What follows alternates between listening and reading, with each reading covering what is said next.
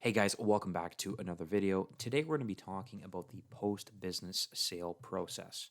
And there's not a lot of available content out there, but the key question is what happens next? You've sold the business, you've gone through that whole process of listing the business for sale with an investment banker, and you've gotten to the point where you've actually closed that sale. What's expected of you, and what are some things that you should focus in on to make sure that the transition is a success and that any money that may be contingent through an earnout or a VTB is not at risk? So these are going to be some tips and tricks and some different steps to follow through jointly with the buyer in transitioning the business to them. So after many months of work, it's not over yet. That's my key comment. Like a lot of sellers begin to check out the moment the check hits their bank account, and they don't realize that the buyer is not only paying you for the business, but is paying you for the services of helping them train themselves to transition that business. So you're almost like a trainer now for how many months or years it's required.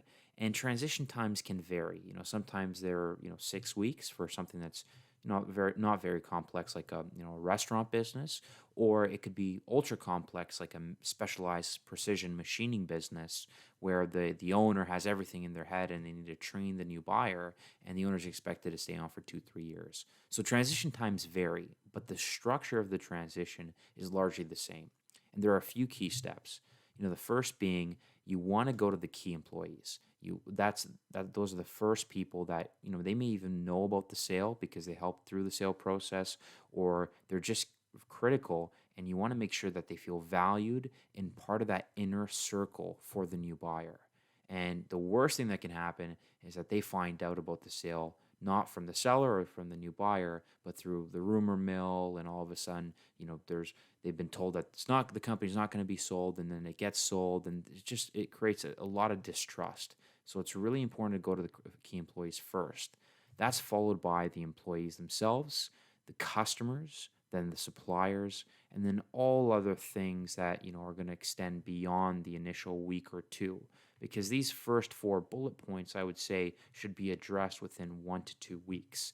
There are other obligations that the seller may have when it comes to an earnout, a VTB, the reps and warranties of the deal that will last longer than the 2 weeks. And they need to also be aware of those things. So I'll start off with some tips and tricks. These are things that I've seen in my clients' past deals that have really gone a long way. And these are symbolic moves that really help smooth over the transition. The first thing, and it's a really important thing, is the moment you sell the business from the seller's perspective, you have to take a back seat to the new buyer. Your role is not being the boss, but being the coach to the new boss.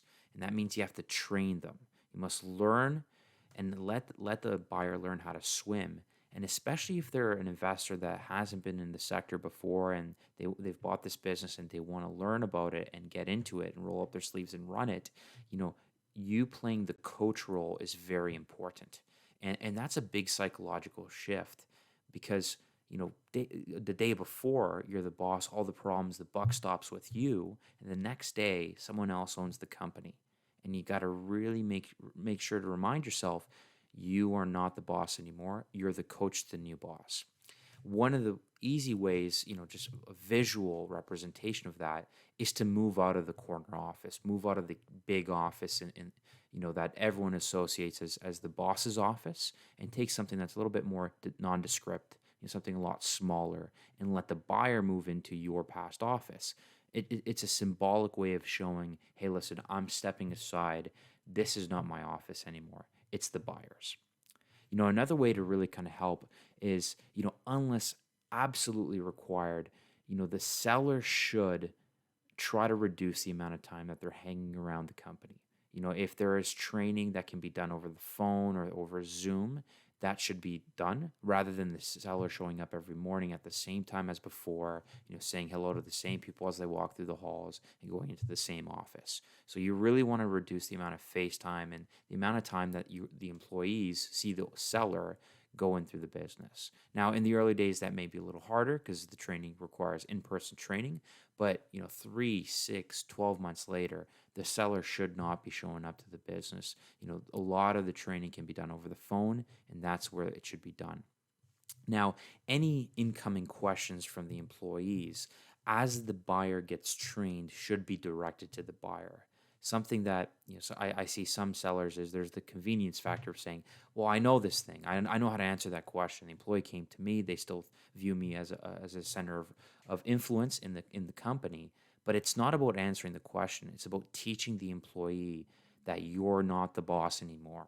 So any questions that come in from the secretary, from the employees in the shop or in the employees in the field, you have to direct it to the buyer and either answer the question with the buyer there to listen how you answer the question, or let the buyer answer the question if they're trained enough.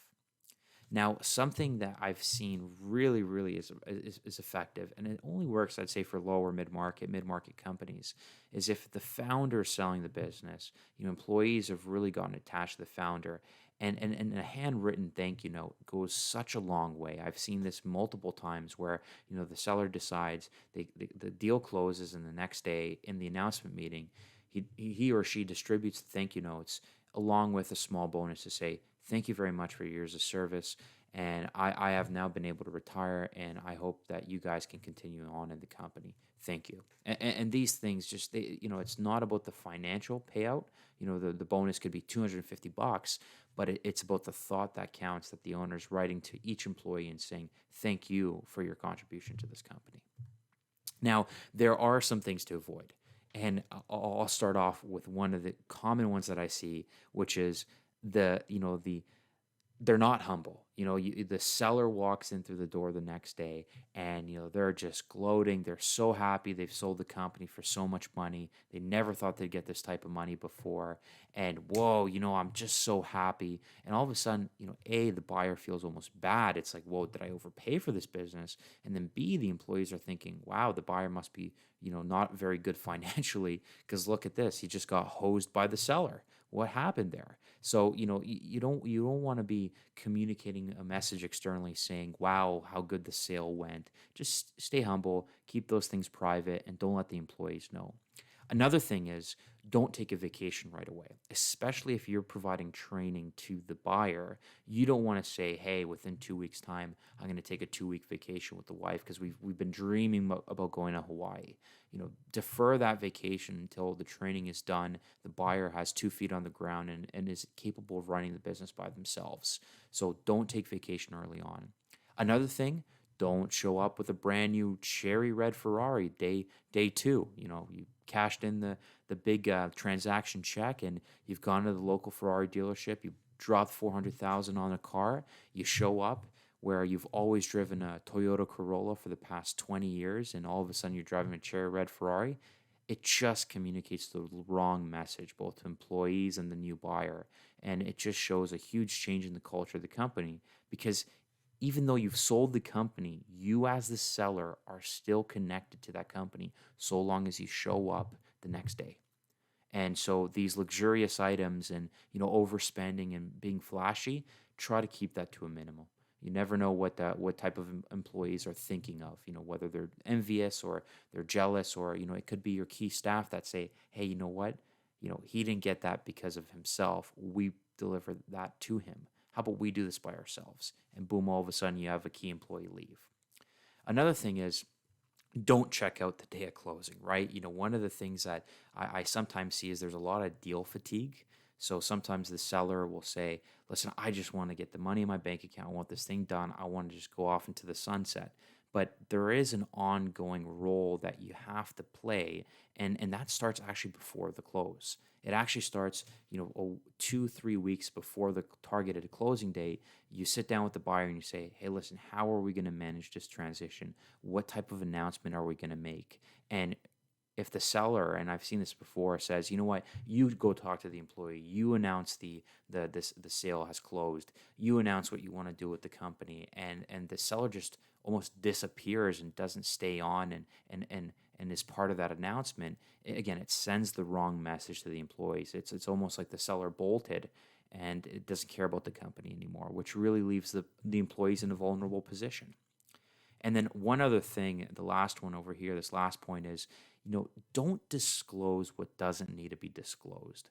I would say, if the buyer is a financial buyer, you can kind of talk about their past experience or their fund or their private equity fund. But one thing I've seen this on two occasions is, the seller said, oh, and they leveraged the business up to buy it. It's like, why do you have to say that? The employees don't need to know what type of leverage the buyer's taking on, or how lean the company's cash flows are relative to what they need to service the debt. These things are just unnecessary ways to expose the new buyer to uncertainty. So try to keep the details of the buyer to a minimal, and obviously the ideal is that you pre-write a transcript of what you want to say in that announcement and control the wording jointly between the buyer and the seller. And that's what we typically advise. So let's talk about the key managers first. These are the key employees, and whether they've been involved in the sale or not, they're an essential part of the company and the value that the buyer is paying for. So retaining them is absolutely essential. Now, as I said, you want to jointly work on the script with the buyer prior to the meeting to make sure that the message is aligned. Because, say, for example, the seller first says something and then there's a difference that the buyer says, then that relating to that same point, who are the employees going to believe? In most instances, it's going to be the seller because they've known that person for so long. And then if the buyer says something completely differently, they've lost all credibility in the first meeting.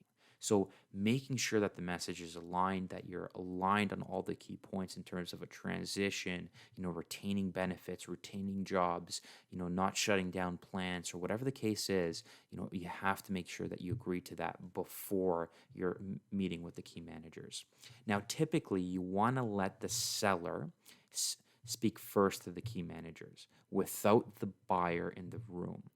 And the reason why is that, say, for example, you have a buyer who I hope doesn't show up in a suit in a blue-collar company, but assuming they do, and is in the back of the room, the key managers almost feel like they can't openly ask questions. So typically what we suggest is the seller has a conversation first, and right after, the buyer comes into the room and then jointly announces, the continued transition of the business. But what we advise is that the seller has that conversation first individually with the managers. It's still an open room. They still know each other for many, many years. So there's a lot more open conversation in terms of the questions. And what typically gets asked is, is there going to be job cuts? Are benefits going to change? Are there going to be any, situations where a plant is going to get shut down or moved? What are you going to be doing in retirement? Are you going to be staying on? And what do you think about the buyer? And all of these questions should be addressed without the buyer in the room to almost feel like the seller's openly discussing rather than on a leash. And then once those questions are answered, and once you feel like the managers have asked the kind of questions that they feel they can ask, then the buyer will step into the room and they'll jointly announce the remaining portion of that announcement, whether it's introducing the buyer and also then saying, hey, this is what my desired transition is. Now, for employees that have been aware of the sale or have contributed to supplying the investment bankers and the buyers with due diligence information and touring facilities, I always recommend a retention bonus.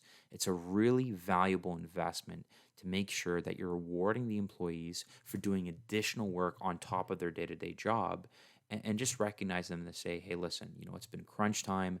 I've asked you to not only do your core job, but also take these 5 buyer meetings and tour the plant multiple times and say the same thing 20 times over. Here's a small $10,000-$20,000 bonus. And it's just, again, it's the symbol that counts of saying, hey, me as a seller, I'm going to provide a small bonus to you to reward you for this for the work that you've put in the sale process. Typically, the seller pays the retention bonus simply because, from the buyer's perspective, it doesn't communicate the same value or the same message. Whereas with the seller who's leaving, that giving them that money, he or she doesn't have to, but they want to because they're thankful for their contribution. So it signals the right message.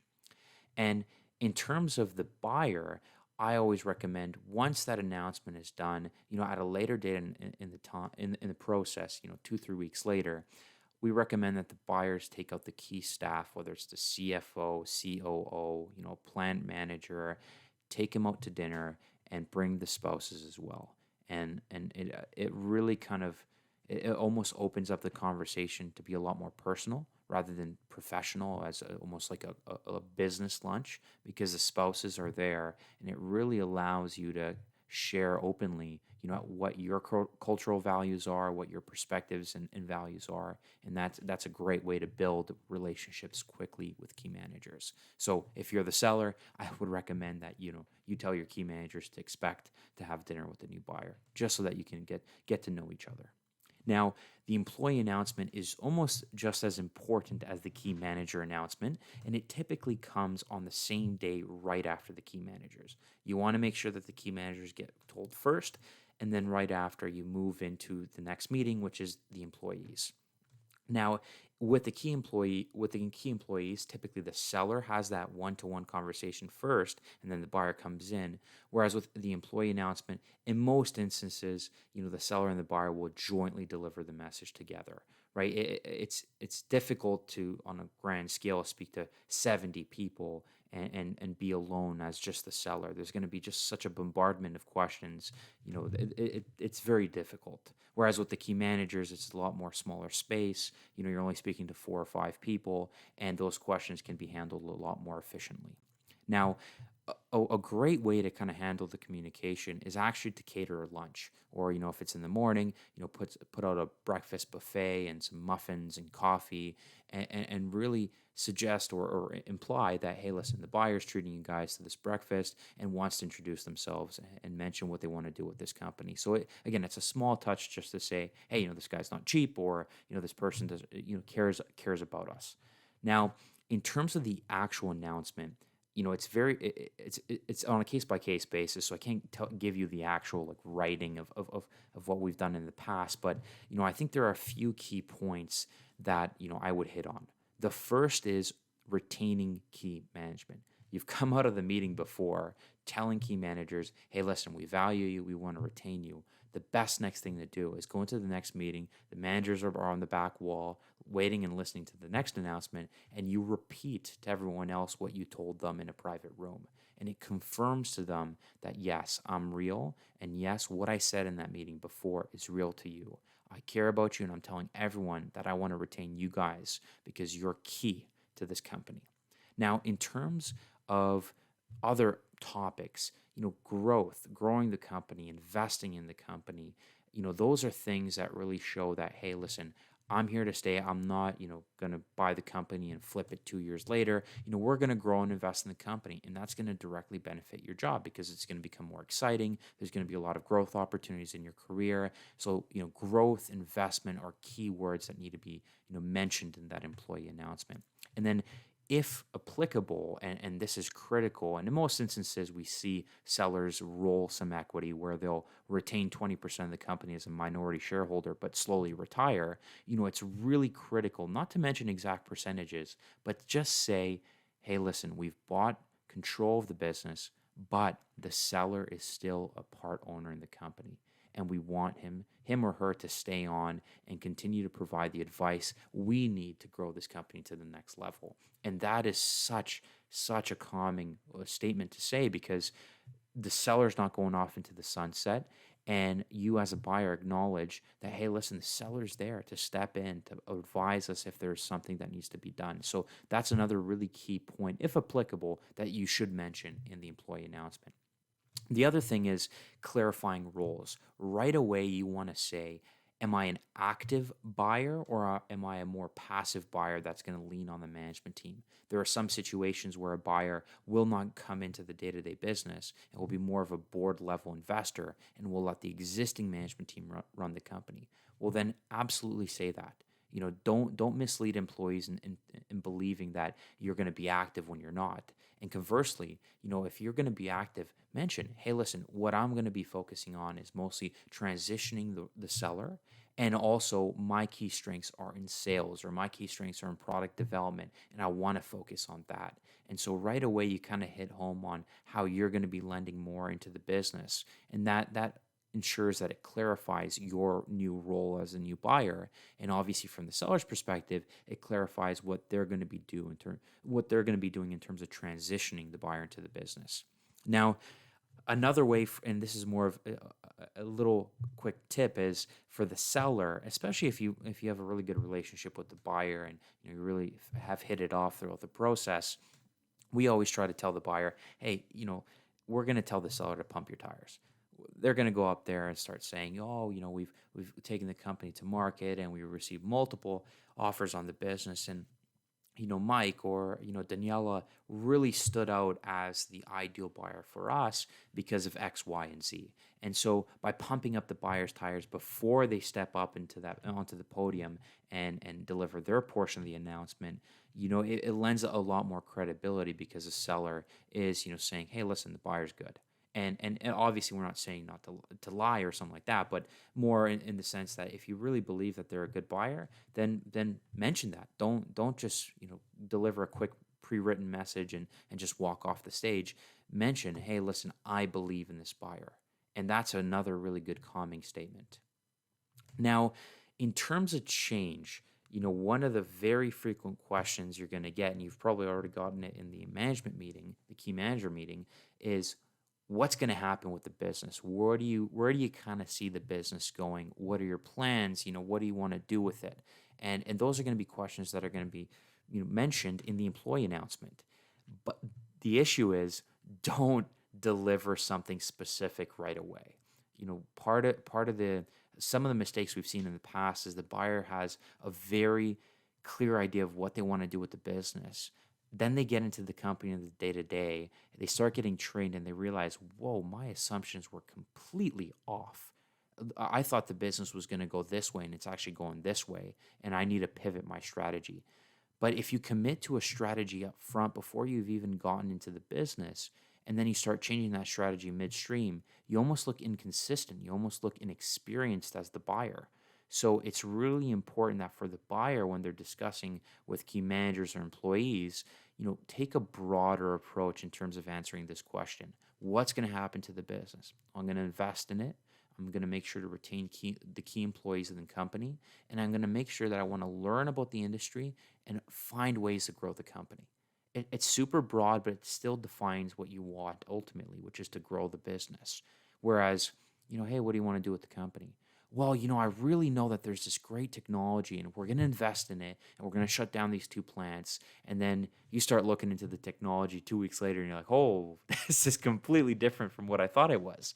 And bingo, all of a sudden you've changed your strategy, and everyone else thinks you're doing one thing and you're doing the opposite. So in most instances, having a slower, more thoughtful approach to implementing change and transitioning and growing the business works.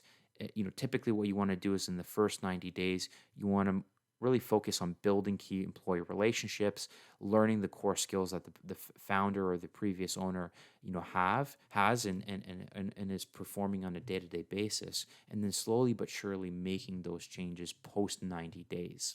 Now, there is room for the more quick and aggressive approach, but it typically only works in companies that are either the culture is like that, it's just a fast pace, like almost like a stockhouse brokerage or, a real estate agency where everyone expects things to happen quickly.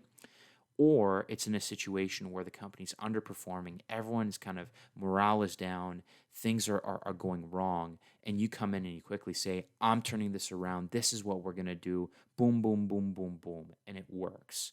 And so that there is room for that approach, but I'd say in most instances for a very stable, steady business that is family run and is being acquired by a new buyer, taking the slower approach ruffles less feathers and allows the buyer to learn more quickly, because there is no expectation of a specific strategy right away. Now, once you've done key managers and customers, then key managers and employees, then you go to customers. Now, customers are typically The big ones are really important to retain, right? The buyer's paying for cash flows, and those cash flows are coming from your key customers. So especially if there's customer concentration, or your top 10 customers account for 50% of the annual revenues, you want to go and make sure that you're communicating with those customers. So the standard way is that the buyer and the seller are on a call together, introducing the ownership change, delivering a very similar message to the customer, and reassuring them that the new investor is looking to grow the business and invest in the future, and deliver the same level of service and quality as before. So it's important that the buyer doesn't do the call solo. You want the seller on that call to make sure that they are, with their existing relationship with that customer, are lending credibility to what the buyer is saying. If the customer just got a call from the buyer, they don't know that buyer from the hole in the wall. The buyer has no credibility with them. And hey, where's the seller? He's already gone and he's retired, he's run off into the sunset? It just communicates a wrong message to the customer. So you want to make sure that on the first call introducing the change, the buyer and the seller are jointly delivering that message to key customers. Now, usually, especially for big customers, face-to-face meetings is next. Place the call, mention that this is happening, and then say, hey, listen, I'm really looking forward to meeting you in person. How about I take you out to lunch and we, all three of us, get to know each other? Never underestimate the impact of this. Treating someone to lunch is just such a quick way to build a relationship with a customer. And also listen to feedback from the customers on how to improve the company. These first customer notifications are actually a great way to really say, as the new buyer, hey, listen, what we've done has been great. How can we serve you better? What else do you want to see from us? And in that first call, it may not be the best place to do it, but over beers and at lunch, it may be the best medium to say, give me some feedback. How can I grow the company? Give me some ideas. So those face-to-face lunch meetings are really important with key customers. And then lastly, you want to circulate a memo to all customers after these initial calls are done. The worst thing that can happen is that your key customer sees an announcement in the news or in the local paper that you've sold, and they didn't get a call from you or a heads up from you. It just says to them, you're not important, you're not part of the inner circle, and you're not as valuable as he or she thought they were to you as the business. So it's really important that you place these personal calls with the customers, and only after you really discussed with the key customers can you circulate a memo and make that public announcement to all of your other customers. If you have 20 or 30 customers as the business entirely, then it may be worthwhile to reach out to everyone. But if you, say, for example, have 10,000 customers, but only 10 make up a corporate proportion of your business, go communicate with those 10 and then circulate the memo to all others that are much smaller and account for less of your revenues. After the customer calls is the supplier calls.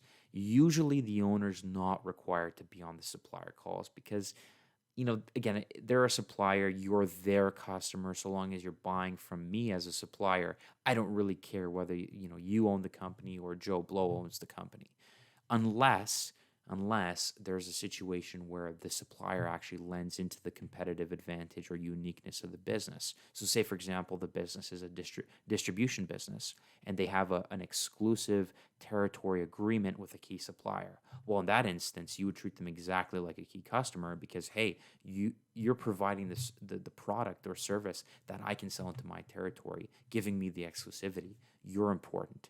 And that means both the seller and the buyer need to go onto those calls. But if you're just buying paper or ink from a random supplier, the buyer can place that call. And really the key message from a supplier's perspective is, hey, we're not changing the fundamental strategy of the business at all. We're going to continue to pay the bills on time, and there's going to be no immediate changes to our purchasing. And what that shows is it shows steadiness. From a supplier's perspective, what they're worried about is losing the sale or losing, another relationship. And by placing that call and as the buyer saying, hey, listen, I have no intention of changing the strategy here. I want to grow and buy more from you, that it just sends a positive message to the supplier. So only once the employees, customers, and suppliers are handled directly can the company make a public announcement to indicate that a sale has occurred. And I mentioned this in the last slide. The last thing you want to do is announce publicly and make a customer feel like a second thought that they didn't get a heads up call directly from the company that they worked with for so long.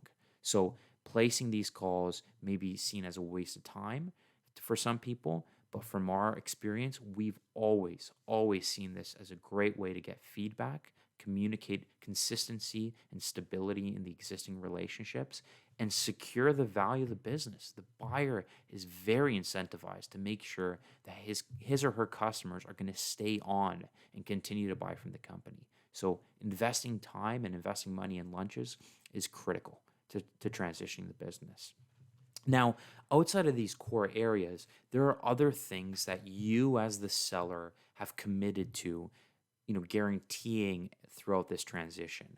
So, in the course of negotiating the purchase and sale agreement, and your lawyer may have helped you understand this, the seller agrees to certain representations and warranties, which essentially says I'm warranting to, or I am representing that X is true, right? That the business conditions are good, that the contracts in place are live, that the accounts receivable, inventory, and accounts payable are up to date and of quality and are not overdue.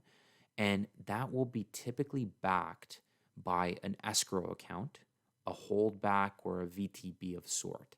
And what a holdback is it's essentially a portion of the transaction price that is 5-10% that is held back for a period of 3-6 months in an escrow account. And what the buyer does with that with that holdback is they're saying, hey, listen, you've guaranteed, so you've gone through the reps and warranties and told me that the business and the status of the business is clean. I'm going to buy the company and trust you.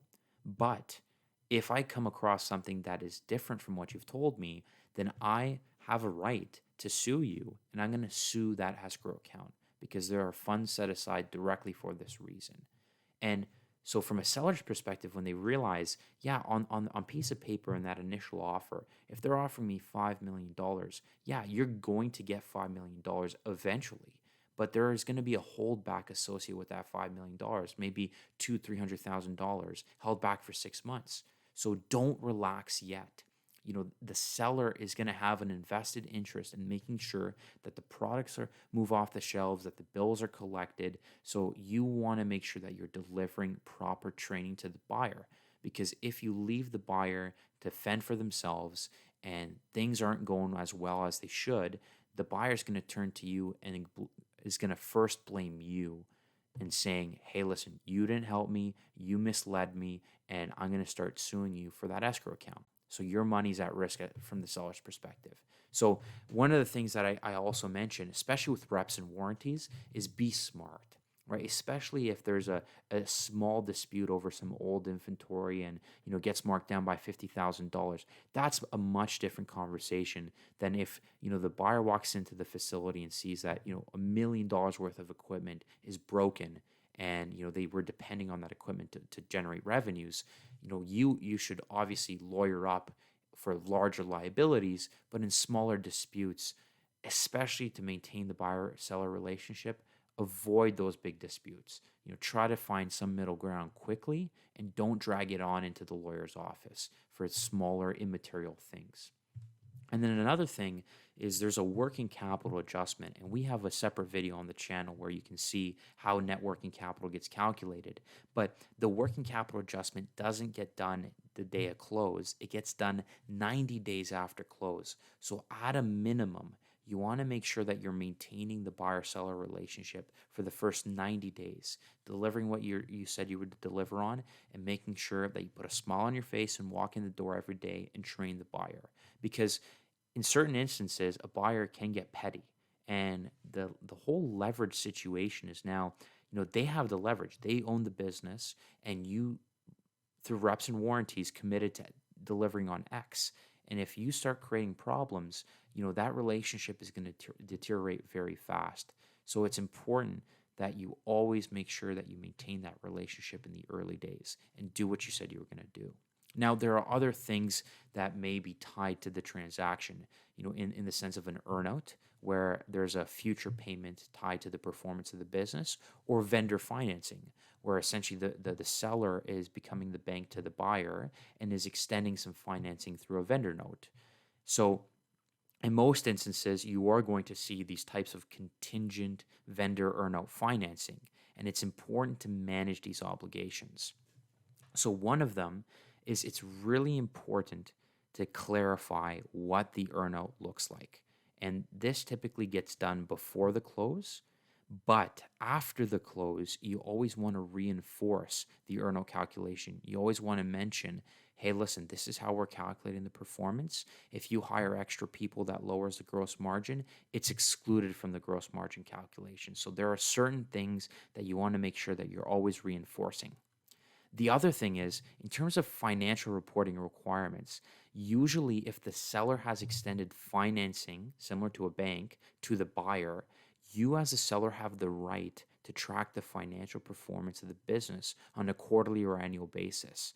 So set clear expectations upfront, pre-close, and then remind the buyer to follow up on delivering these interim financials to you as the seller. I've seen this multiple times. I just recently had a deal where, the seller said, "Hey, listen, I'm going to extend some vendor financing to you. I just want to make sure that you're on side, that you're not the performance of the business doesn't deteriorate, and I'm going to extend this financing for you for 3 years on an interest-only basis."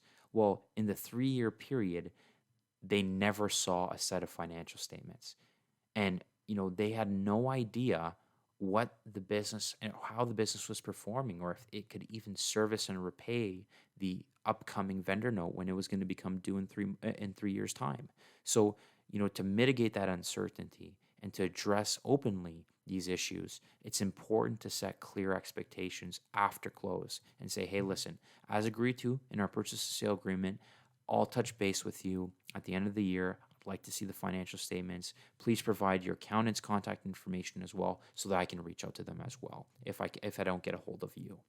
And then the last thing, so all of these things are managing expectations, communicating to the buyer, but at the end of the day, you don't want to over communicate. You don't want to be overbearing.